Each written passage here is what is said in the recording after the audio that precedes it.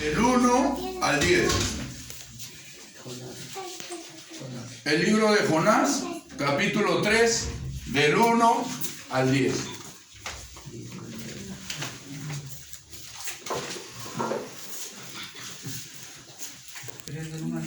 Sí. Jonás, capítulo 3, del 1 al 10. ¿Lo tenemos la cita bíblica? Jonás, capítulo 3, del 1 al 10. ¿Qué cosa dice la palabra? Nínive se arrepiente. Y estoy seguro que en esta noche muchos chimbotanos también se van a arrepentir. Amén.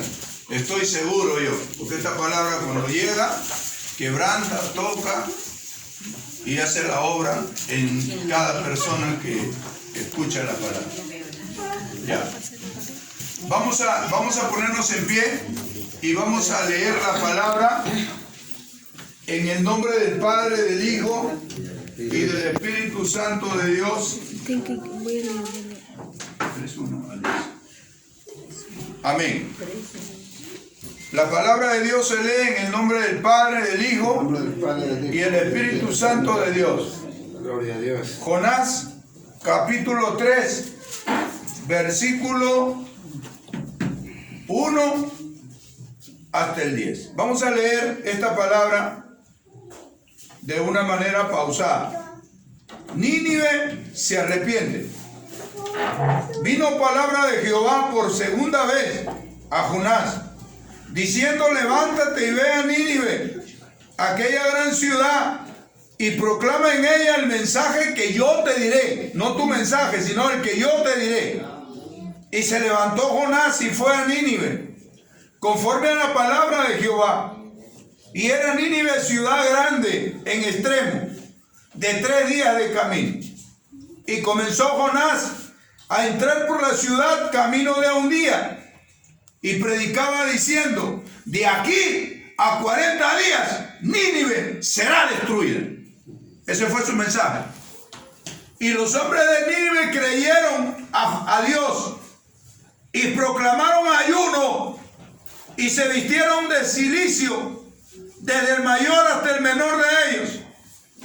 Y llegó la noticia hasta el rey de Nínive, y se levantó de su silla, se despojó de su vestido, de sus ropas reales, y se cubrió de cilicio y se sentó sobre ceniza, e hizo proclamar el rey y anunciar en Nínive por mandato del rey y de sus grandes, diciendo: hombres y animales, bueyes y ovejas, no gusten cosa alguna, no se les dé alimento ni beban agua, sino cúbranse de cilicio, hombres y animales, y clamen a Dios fuertemente, y conviértase cada uno de su mal camino, de la rapiña que hay en sus manos, del robo, del saqueo. ¿Quién sabe? Una pregunta. Si se volverá y se arrepentirá Dios y se apartará del ardor de su ira, y no pereceremos. Y vio Dios lo que hicieron. Ese Dios que vio en Nínive lo que hicieron los ninivitas está aquí mirando. Y vio Dios lo que hicieron, que se convirtieron de su mal camino y se arrepintió del mal que había dicho que les haría, y no lo hizo. Deje su Biblia a un costado y levante su mano y cierre sus ojos. Ese es el Dios que tenemos nosotros cuando uno se arrepiente, cuando uno se humilla, cuando uno se pone, como se dice, a buscar a Dios en ayuno y en oración, buscando una sanidad, buscando un perdón, buscando que congraciarse con el Dios de los cielos. Vamos a levantar nuestras manos y vamos a pedirle al Señor que en oración que nos bendiga en esta noche y nos dé la sabiduría para poder explicar y también enseñar esta palabra. Padre Santo, Dios bendito, en esta hora nos acercamos a tu presencia para darte las gracias, Señor, por esta bendición que tú nos concedes, de estar aquí en Chimbote, en este hogar, Señor, de la familia Yoctop, donde muchos hambrientos y muchos sedientos de esta palabra, de esta agua viva, están aquí, Señor. Tú has dicho, Señor, no solamente del pan vivirá el hombre, sino de toda palabra que sale de tu boca. Y aquí se cumple, Señor, que en esta noche toda la familia, Señor, la gran mayoría, está reunida en este lugar con sus hijos y sus nietos, sus nueras, y toda la familia, Señor, ha decidido como un solo hombre en una unidad buscarte con todo su corazón. Yo sé que hay muchas personas con dolencias, sé que hay muchas personas con muchas enfermedades, puede ser con cánceres también o diabetes. Y en esta noche yo sé que tú estás aquí para tocar al que cree, para tocar al que confía en ti, para tocar, Señor, al que tiene confianza en ti, Padre. Y estamos seguros que en esta noche se verán milagros, se verán entregas, gente tirada de rodillas levantando su mano con sus lágrimas, diciendo: perdóname, dame una nueva oportunidad. Yo sé que pequé contra ti, yo sé que delante de ti estoy sucio, pero yo quiero que tú me limpies, que tú me cambies. Yo quiero que tú me transformes, me mudes en otro hombre, en otra mujer. Y yo sé que tú harás cosas grandes cuando el corazón de los hombres se arrepiente y lo hace de una forma sincera y verdadera. Ayúdanos, Señor, y danos en esta noche esa virtud de tener sabiduría para explicar tu palabra como está escrito, no falseando ni aumentando, sino entregando el mensaje, Señor, de una forma poderosa y entendible. Atamos al enemigo de las almas, al diablo, que es espíritu, y se mueven todos los pueblos.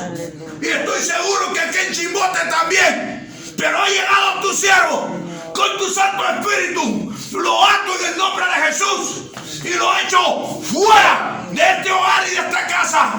Fuera en el nombre de Jesús. Glorificado sea tu nombre, Señor. En el nombre de Jesús. Amén. Tome asiento, hermano. Tome asiento. Gloria a Dios. Cuando hablamos de Jonás, ya no se cebulla. Gloria a Dios. Ya no se me bulla ya para poder predicar. Cuando hablamos de Jonás, estamos hablando del único profeta galileo del Antiguo Testamento. Nació en Israel y creció en una ciudad llamada Gat-Efer, a unas 3 millas, o sea, a unos 5 kilómetros de Nazaret. Jonás recibió una comisión de Dios para predicar arrepentimiento en Siria, nación gentil, y Nínive, su capital. Esta tarea es sumamente difícil, ya que los asirios tienen reputación de ser brutales y opresivos, además de ser antiguos enemigos de Israel. ¿Qué quiere decir esto? Que el Señor le da a Jonás una comisión a manera de orden. ¿Y qué cosa le dice a Jonás? Por eso dice acá: vino palabra de Jehová por segunda vez a Jonás diciendo. ¿Por qué dice segunda vez? Porque hubo una primera vez que le dio una orden específica a él, como también me lo ha dado a mí, de venir y predicar su palabra a toda criatura. Así también le estaba ordenando a Jonás: levántate la primera vez y ve a Nínive, aquella gran ciudad, y pregona contra ella, porque ha subido su maldad delante de mí. ¿Y qué cosa hizo Jonás? La Biblia dice que Jonás se levantó para huir de la presencia de Jehová a Tarsis, y descendiendo a Jope hay una nave que partía para Tarsis, y pagando su pasaje entró en ella para irse con ellos a Tarsis, lejos de la presencia del Señor. Cualquiera podría decir por qué Jonás fue desobediente.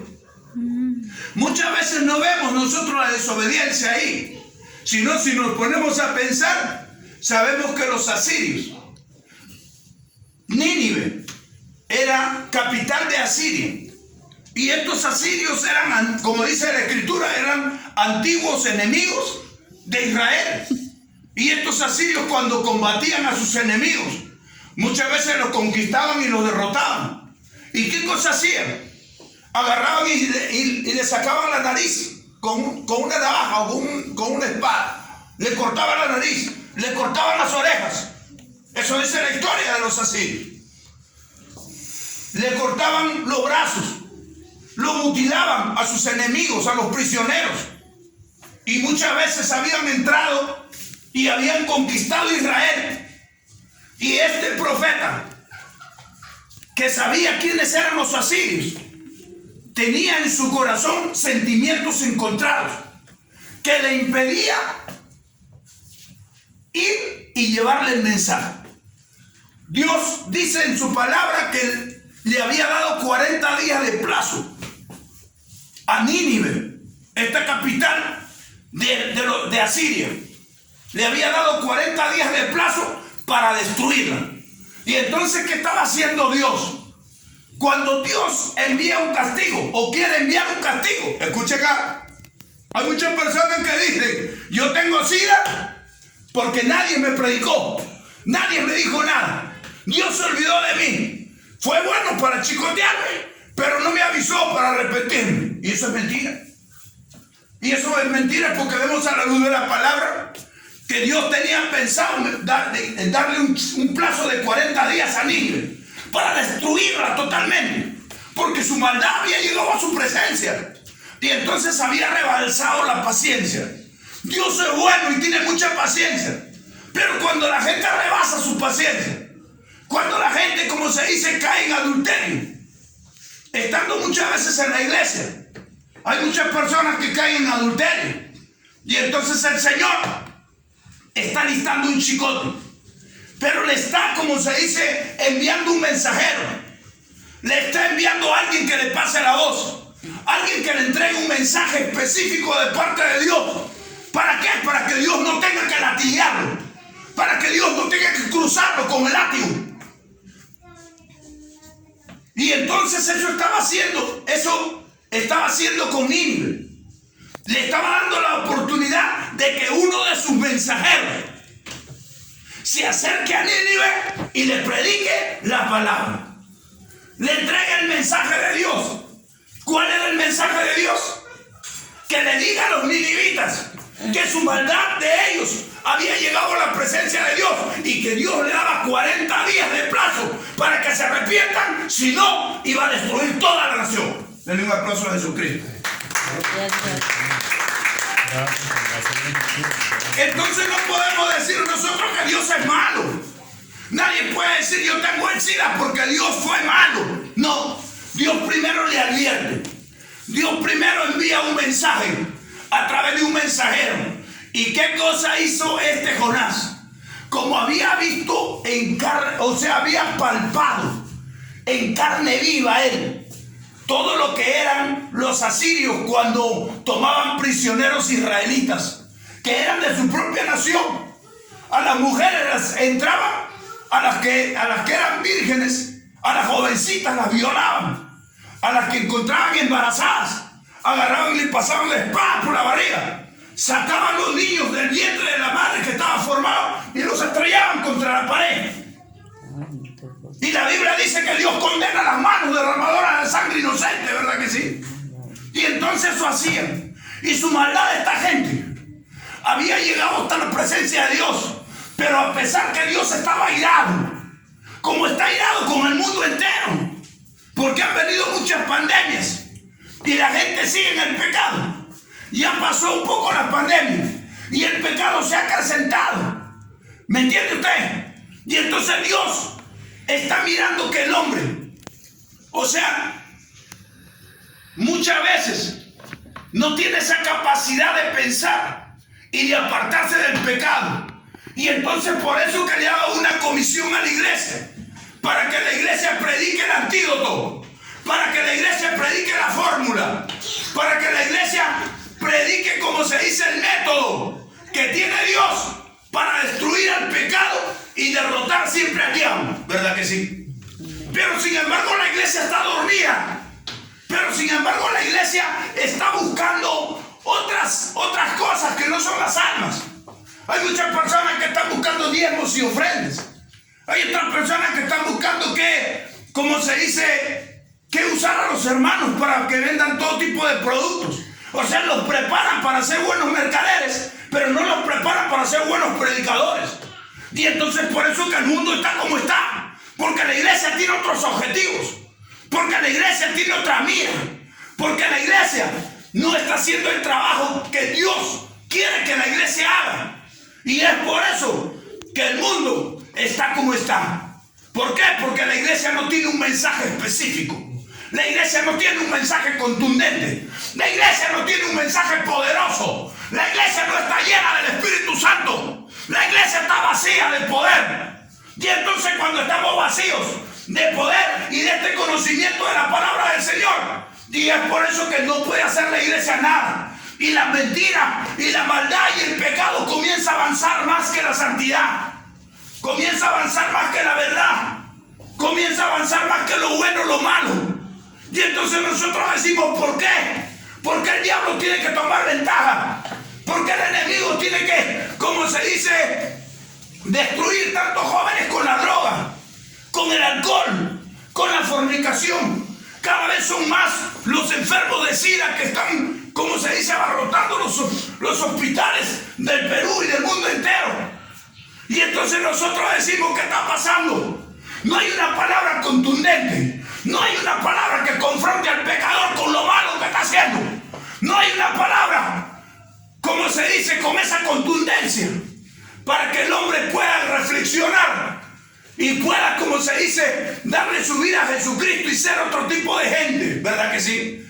Y entonces estamos viendo aquí que había un profeta que no le había desobedecido a Dios, sino que tenía sentimientos encontrados. ¿Quién me puede decir qué cosa es un sentimiento encontrado? Yo tengo el deseo de ¿cómo se llama? De predicarte la palabra así, pero yo me acuerdo que tú me doblaste la cara así. Yo me acuerdo que tú me tiraste la basura en mi puerta. O sea, tienes el sentimiento bueno de predicar la palabra, porque eso dice la palabra, que vayamos a predicar el evangelio a toda criatura, ¿verdad que sí? Pero tienes también el pensamiento que estos asirios, amén, le sacaron la nariz a mi hermano, le volaron la oreja a mi papá, le abrieron el estómago a mi madre o a mi hermana que estaba embarazada, y sacaron a la criatura y lo aventaron así. Y yo lo tengo bien metido aquí en mi mente ese recuerdo. Y tengo sí ese deseo de predicar porque soy un profeta, decía Jonás. Pero no puedo hacer lo que Dios quiere porque esta gente me la debe a mí, dicen muchos predicadores. Un aplauso a Jesucristo. Y entonces Dios permitió que en esa embarcación donde él se encontraba, dice la palabra, que comenzó a levantarse una gran tempestad. No sé cuántos han leído la palabra de Dios que estoy predicando. Comenzó a levantarse una gran tempestad y los marineros pensaban que iban a perder no solamente los enseres que llevaban dentro de la embarcación, sino aún su propia vida. Y comenzaron a ponerse de acuerdo y a decir, clamen a sus dioses para que nos salven de esta situación. Y bajaron a la parte de abajo, a la parte profunda, a la parte de al fondo del barco, y encontraron uno que estaba durmiendo ahí, uno que no le interesaba predicar porque tenía sentimientos encontrados, porque tenía odio, rencor. Un profeta con rencor no puede predicar la palabra del Señor. Un profeta que tiene indignación o tiene ira no puede predicar la palabra del Señor. Y estaba durmiendo ahí, mientras que el Señor estaba preocupado en salvar a los ninivitas. Él, como profeta de Jehová, tenía que estar, como se dice, dispuesto a entregar el mensaje. Pero no estaba dispuesto a entregar el mensaje porque tenía en su corazón, como se dice, esos recuerdos malignos de esta gente. Esta gente era depredadora. Esta gente era demasiado violenta. Eran unas personas, como se dice, implacables, que le sacaban las orejas a los galileos, le sacaban, como se dice, la nariz, le sacaban los brazos mutilados, Les cortaban hasta sus partes genitales a los hombres. ¿Y sabe qué cosa era lo más grave? Que ellos le sacaban la cabeza a todos los prisioneros y hacían montañas de puras cabezas humanas. Y eso lo tenía aquí en su corazón y lo tenía grabado aquí en su mente. Él como profeta había visto cuántas veces este pueblo llamado Siria había conquistado, había derrotado a Israel, y había él sido, como se dice, testigo ocular de todos esos hechos de sangre, de todos esos hechos de cosas implacables. Y entonces él tenía así, como se dice, la orden de parte de Dios para cumplirla. Pero había otro sentimiento que se encontraba, que era el odio. Había otro sentimiento que se encontraba, que era el resentimiento, que era la ira. Amén. Y eso no le permitía a él hacer la voluntad de Dios. Y es por eso que Jesucristo dice: oíste que fue dicho, amarás a tu prójimo, aborrecerás a tu enemigo. Dice la ley, pero yo os digo, amad a vuestros enemigos, bendecid a los que os maldicen y orad por los que os ultrajan, para que seáis hijos y hijas de vuestro Padre que está en los cielos. Denle un aplauso a Jesucristo.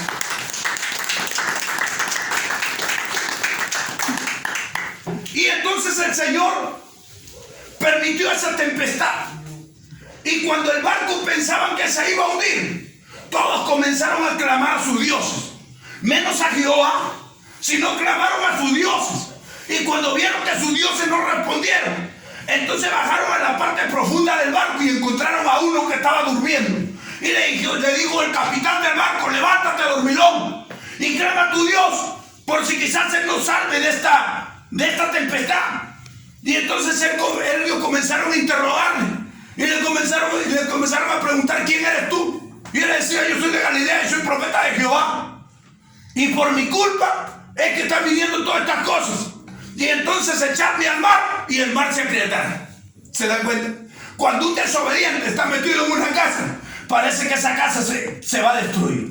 Así como cuando está metido este desobediente llamado profeta Jonás dentro del barco, parece que el barco se va a hundir. O sea que un desobediente hace mucho daño en una casa. Un desobediente y un pecador hace mucho daño en una familia. ¿Verdad que sí? Y entonces eso es lo que estaba pasando aquí. Y entonces, ¿qué haremos? Le preguntan los marineros. Y entonces Jonás agarra y le dice: echadme al mar y el mar se aquitará. Y verdad, lo echó al mar y el mar se puso, como se dice, calmo. Se calmaron las aguas. Y ya no estaba embravecido, sino estaba mansa las aguas. Y entonces dice la escritura que Jehová preparó un gran pez. Y dentro del pez comenzó, como se dice, el Señor. Le había ordenado el Señor al pez para que Jonás cumpla su voluntad, que se lo tragase y lo vomitase en las costas de Nínive. Eso dice la palabra. Y entonces, estando él en las costas de Nínive, ya vamos a terminar, vino palabra de Jehová por segunda vez. O sea, ya le había dado una primera orden. Y como tenía sentimientos encontrados, pues no podía, como se dice, cumplir las órdenes de Jehová. ¿Me entiende usted? Por eso es que el predicador tiene que tener un corazón limpio. El día que estamos cantando una alabanza que decía: dame un nuevo corazón. ¿Verdad que sí? Un corazón como el tuyo, Señor, limpio como el cristal, dulce como la miel. O sea, un corazón que sea limpio. El salmista decía: crea en mí, oh Jehová, un corazón limpio y renueva un espíritu recto dentro de mí. ¿Verdad que sí? Porque ese corazón tenemos que tener para predicar la palabra del Señor. Un corazón que no tenga odio, un corazón que no tenga sentimientos encontrados como lo tenía Jonás, un corazón que no tenga resentimiento, un corazón que sea limpio como un cristal, como dice la alabanza. ¿Para qué? Para que nosotros seamos sensibles a la voz o a las ordenanzas del Señor. Y cuando Dios nos envía a un lugar, pues las almas se encuentren en ese profeta, el verdadero, como se dice, mensaje de Dios. Y esto es lo que quería Dios: salvar a las almas de Nínive, porque su maldad había llegado hasta la presencia suya. Y así también quiere salvar a Chimbote, quiere salvar a las familias de Chimbote, quiere salvar al Perú completo, quiere salvar a todas las naciones. Es por eso que Jesucristo dijo: vayan por todo el mundo y prediquen mi palabra a toda criatura. Porque él sabía que esta palabra es el único antídoto que puede derrotar al diablo, que puede derrotar a los demonios, que puede derrotar el pecado, que puede derrotar cualquier cosa mala que se levante contra el ser humano. Y entonces nosotros estamos viendo que por segunda vez el Señor le habla a Jonás después que este gran pez lo vomita en la costa de Nínive. Entonces Jonás se da cuenta que si Dios hubiese sido malo igual que él, que no obedeció, entonces lo hubiese matado, hubiese permitido que el pez se lo trague, no, y salir, como se dice, del pez en pedacitos o convertido en heces, ¿verdad que sí? Pero Dios no hizo eso. Dios le dio una orden al pescado que no se lo coma, que no lo triturase en su estómago. Es por eso que él en el vientre del pez estaba orando, estaba clamando. ¿Qué le pediría al Señor? Imaginariamente el Espíritu Santo me inspira, y en el estómago del pez le diría al Señor: esta vez sí te voy a obedecer. Solamente quiero ver la luz del día. Solamente quiero tener vida para seguir predicando. Perdóname, Señor, por haberte desobedecido. Ahora sí voy a perdonar a los ninivitas. Ahora sí voy a entregarle tu mensaje. Ahora sí voy a hacer tu voluntad. Voy a predicar tu palabra. Eso le diría al Señor. Por eso que el pez no se lo comió a este profeta que desobedeció a Dios. ¿Verdad que sí? Y entonces, ¿qué cosa hizo? El Señor le dio una orden al pez y el pez no se lo tragó, no lo trituró, no lo sacó de su cuerpo como heces. No, sino lo vomitó en las costas de Nínive. ¿Para qué? Para que se cumpla su mensaje, para que se cumpla su voluntad. Porque la Biblia dice que el Señor ha venido a salvar y a buscar lo que se había perdido. Y entonces Dios quería perdonarlos a ellos, pero le quería entregar su mensaje.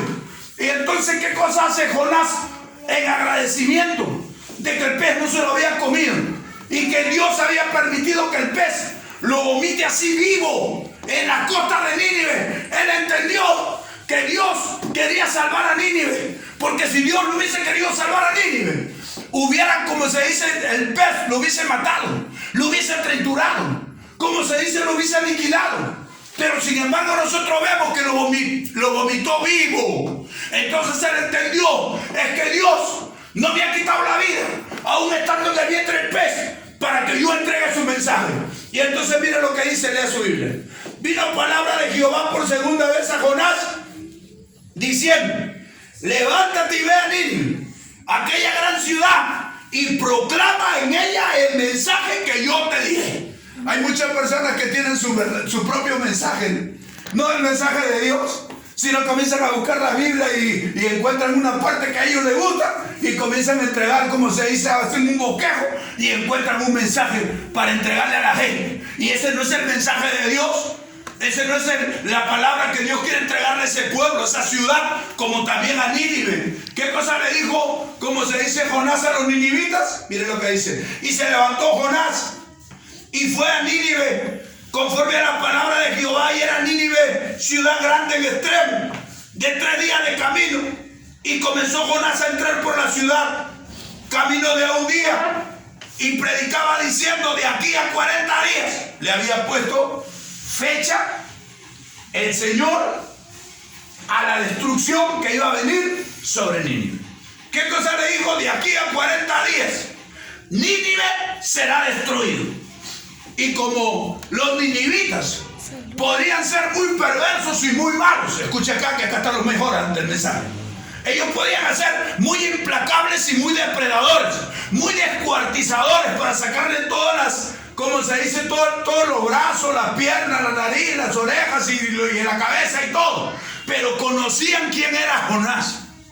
Jonás no era uno de esos profetas que tenía un falso mensaje. Jonás no era uno de esos profetas que tenía, como se dice, un mensaje que apostataba el mensaje de Dios. No, Jonás era reconocido como el profeta de Dios. Y entonces, cuando escucharon que Jonás declaró que de aquí a 40 días Dios iba a destruir esta nación o esta ciudad llamada Nínive, que era la capital de Asiria, y los hombres de Nínive creyeron a Dios. Entonces, ¿qué quiere decir? Que le creyeron ¿cómo se llama? Al mensaje que trajo Jonás. Por eso le creyeron a Dios, porque sabían que Jonás era un hombre, como se dice, que entregaba el mensaje de Dios. Era solamente el parlante que Dios usaba para entregar su mensaje, para entregar lo que él quería hacer con cada nación o con cada pueblo. ¿Verdad que sí? Y entonces acá abajo en el 4, en el 5 dice: y los hombres de Nínive creyeron a Dios y proclamaron ayuno. Esta gente mundana que nunca conocían qué cosa era ayuno, nunca conocían qué cosa era orar. Ellos tenían miles y miles de dioses. Era una nación pagana que tenía muchas deidades paganas, muchos dioses de barro, casi como hay en estos tiempos, de cartón y de madera y de metal. Y ellos, como se dice, estaban acostumbrados a honrar a las deidades paganas, a los ídolos de piedra, de yeso, de madera, de cartón. Y entonces ellos nunca pensaron que Dios iba a destruirlos a ellos. Pero cuando escucharon el mensaje de Jonás, entendieron que Dios estaba hablando en serio. Porque cada persona sabe lo malo que hace, ¿verdad que sí? El borracho, ¿qué cosa dice? Yo sé que soy borracho. Y el día que me castigue Dios, yo sé lo que me va a caer. Y lo encuentras en el hospital con un cáncer al hígado, ¿verdad que sí? Ay, me estoy muriendo. El drogadicto también sabe que por su pecado y por sus vicios, y por su desobediencia a Dios, sabe que le va a caer un juicio de Dios. Y le encuentras con los pulmones llenos de huecos. ¿Verdad que sí? Con un cáncer en los pulmones de tanto consumir humo y tanto consumir droga. ¿Verdad que sí? Entonces la persona sabe, y ellos sabían que por toda la depredación que habían hecho, por todas las narices que habían cortado, por todos los brazos que habían mutilado, por todas las piernas que habían mutilado, por todas las mujeres que habían violado, por todas las mujeres embarazadas que le habían abierto la barriga y habían estrellado a los niños contra la pared. La maldad de ellos había caído, había llegado, como se dice, a la presencia de Dios, y Dios ya no había tomado la decisión de destruir, porque así es el Señor. La Biblia dice que la paga del pecado es, mas la dádiva de Dios es vida eterna en Cristo Jesús, Señor. ¿Está bien? Es así piensa Dios, y eso dice su palabra.